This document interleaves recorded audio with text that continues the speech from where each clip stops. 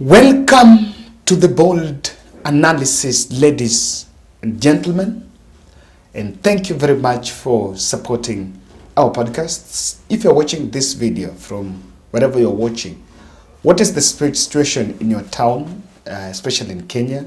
How is Kisumu, if you're Kisumu? How is Mombasa? How is Kakamega? How is your hometown, wherever you are? Can you share with us in the comment section? We really want to know what exactly is happening. There's a secret mission that Deep State wanted to act, and that secret mission was actually to be tested, or was tested by the dramatic arrests of Babu and Njenga. The day before, that was on Wednesday night, Babu was arrested in JKA, and that was hours after he held meetings with Kenya Rural Roads Authority, KURA, in Mombasa. He attended the workshop in Mombasa. Then I think arrived at the airport, flew back to Nairobi, and at 9 p.m. he was arrested by the police at the airport. Then after that night arrest, the family tried to reach out after the information leaked out, but they could not find. It was actually said that he was being detained at the police station at JKA, but was driven straight to Njenga County, Wanguru Police Station.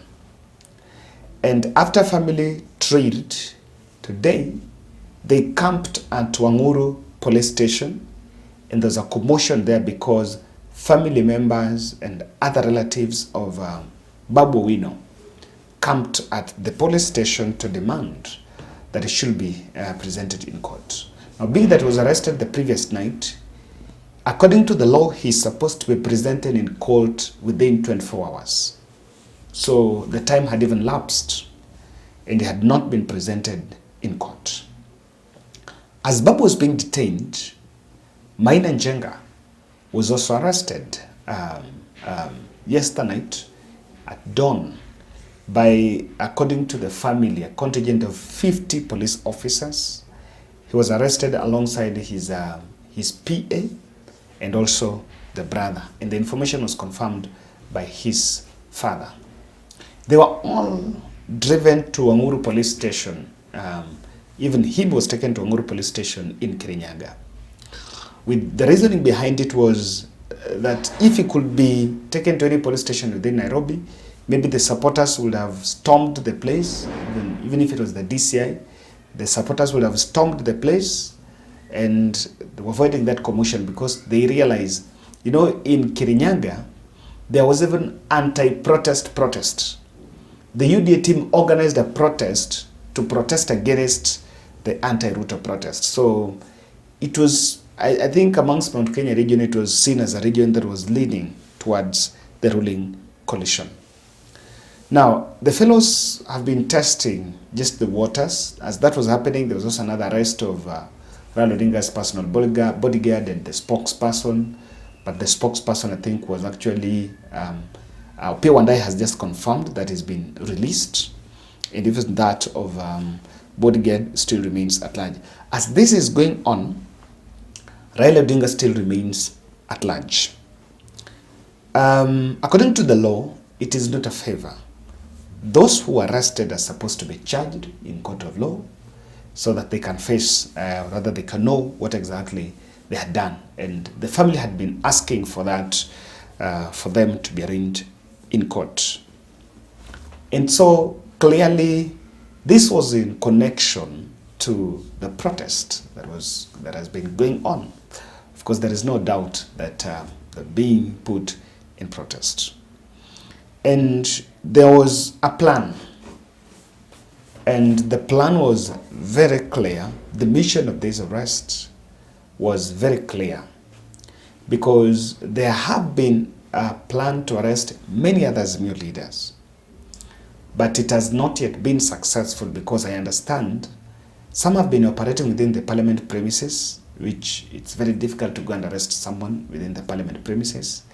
And some other leaders have also retreated back to Kisumu, and it's a very long journey to arrest someone in Kisumu and make a way. Probably if there's no police station within the area where you can take someone if you arrest someone in Kisumu. But the arrests both happened at night. There is one similarity in those two arrests. One, they both happened at night. Number two, there was no warrant of arrest, maybe that was issued in both the two cases. Number three, the two leaders are being perceived as pro-youth. As Babu Owino is youthful and is seen as pro-youth, and Babu Owino is in the context of Nyanza politics, he's also seen as a very vocal person or a very prominent person, especially endearing himself to the Nyanza youth. That is seen. Number two, if you look at Njenga, Njenga is also seen as someone who is consolidating the youth in the mountain and is in the race of being Mount Kenya kingpin. I saw someone saying, just because of what the state has done, they have revived the political career of Njenga, a man whom no one knew about before all this Kamata started. But now, almost in the whole country, everyone knows who Njenga is because of this Kamata that has been going on. So those are three similarities amongst those who've been arrested. Babu Owino has been working close and has been supporting Bunge la Wananchi, which has really been supporting the SME activities. And then Njenga is also seen as pro-youth or consolidating the youth in Mount Kenya. And that arrest had some very clear mission, and that is what I want to explain in this podcast. Kindly subscribe to our channel, click the notification bell and like our video. And we are doing 100 challenge subscribers, 100 subscribers challenge. So the target is to get 100 subscribers per day.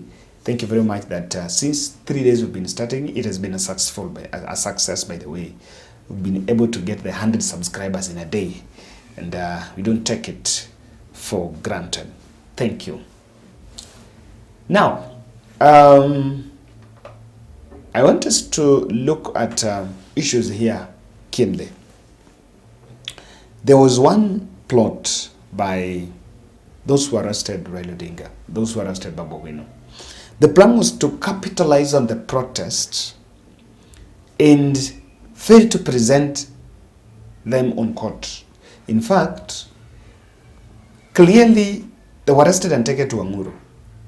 And the protest, they were arrested on, one was arrested on Wednesday night and the other on Thursday night. So the protest was to go on Monday, Wednesday, Thursday, today's day 2 and Friday. So if it was to take those 3 days, then that means that maybe the courts will not operate, or because of the crisis, the police will take advantage and fail to take them to court.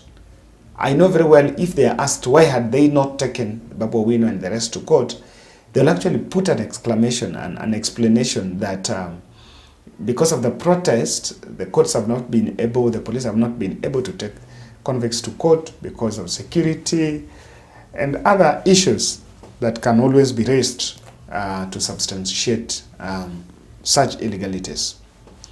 So they will capitalize on the crisis and the fracas and the chaos and fail to present them in court with a plan for them to be held in custody until Monday next week. Because remember, the courts don't operate on Saturday and Sunday. And if they were not to be released this Thursday or Friday, then they will be put in custody until Monday next week.